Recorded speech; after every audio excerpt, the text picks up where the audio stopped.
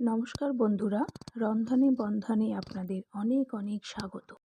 আজ নিয়ে এসেছি অত্যন্ত সুস্বাদু একটি রেসিপি, চিকেন চিজ বল। সন্ধেবেলা চা কফির সঙ্গে এই চিকেন চিজ বল কিন্তু অত্যন্ত মুখরোচক একটি খাবার। তার জন্য প্রথমে ব্রেড ক্রাম্ব তৈরি করে নেব। 4টে পাউরুটি টোস্ট করে মিক্সিতে খুব ভালো করে গুঁড়ো করে নিয়েছি। তৈরি হয়ে গেল ব্রেড ক্রাম্ব। এরপরে নেব 200 গ্রাম চিকেনটাকে ছোট ছোট পিস করে কেটে নিয়েছি। তারপরে 6-7 কোয়া রসুন, 3টে কাঁচা লঙ্কা এবং হাফ ইঞ্চি আদা চিকেনের সঙ্গে খুব ভালো করে পেস্ট করে নিতে হবে। একটা মিহি পেস্ট তৈরি করতে হবে।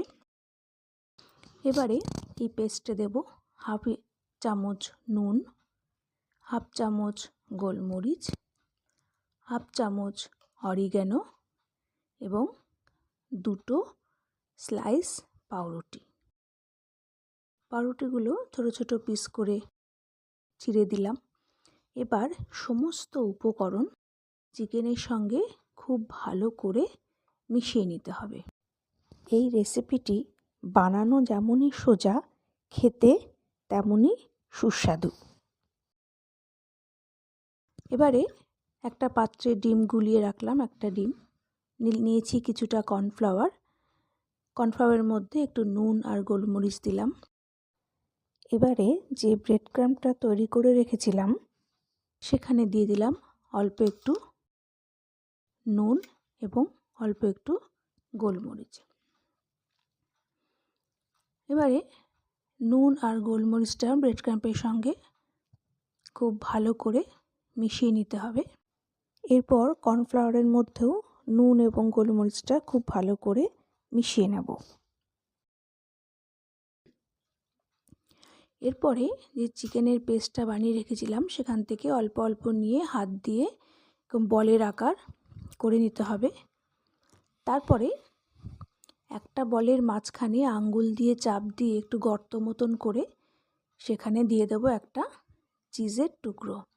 এরপরে চারদিক থেকে মাংস দিয়ে চিজটাকে খুব ভালো করে আটকে দিতে হবে।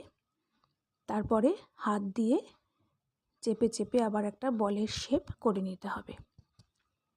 আমি আরেকটা করে দেখাচ্ছি।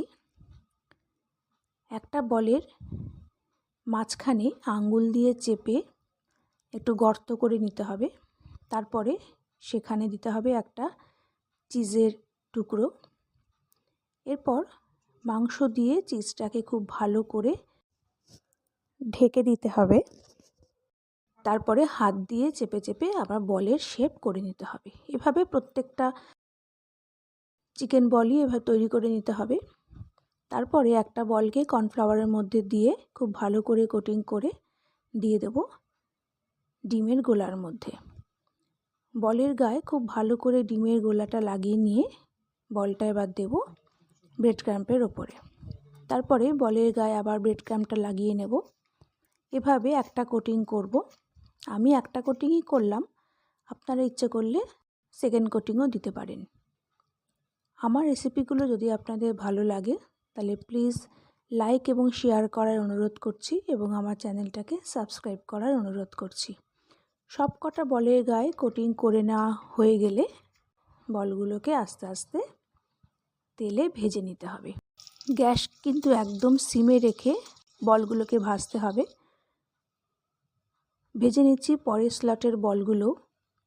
গ্যাস কিন্তু হাই করা যাবে না, হাই করলে বাইরেটা পুড়ে যাবে কিন্তু ভেতরে কাঁচা থেকে যাবে। ওই জন্য প্রত্যেকটা বলই কিন্তু একদম গ্যাস সিম করে ভাজতে হবে। তৈরি হয়ে গেল আমাদের চিকেন চিজ বল। আমি একটা বল আপনাদের ভেঙে দেখিয়ে দিচ্ছি। দেখুন ভেতরের চিজটা কত সুন্দর মেল্ট হয়েছে।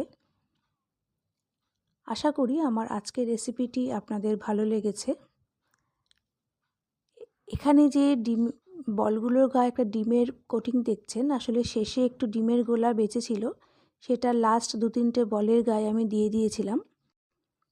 আশা করি আমার আজকের রেসিপিটি ভালো লেগেছে। পরের দিন আবার একটা নতুন রেসিপি নিয়ে চলে আসব। ততক্ষণ আপনারা ভালো থাকবেন, সুস্থ থাকবেন। নমস্কার।